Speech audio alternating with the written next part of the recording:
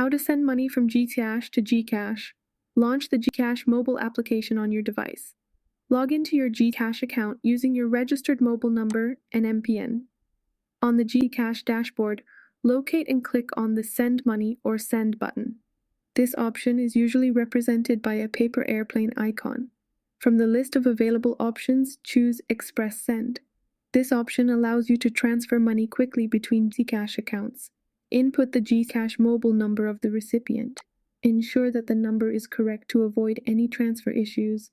Type in the amount you wish to send and, if desired, include a brief message for the recipient.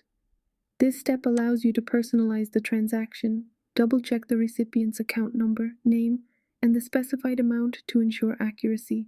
Once you've verified the details, click the Send button to initiate the money transfer. Before conducting transactions, ensure that your Gcash account is verified. That's how you can send money from Gcash to Gcash.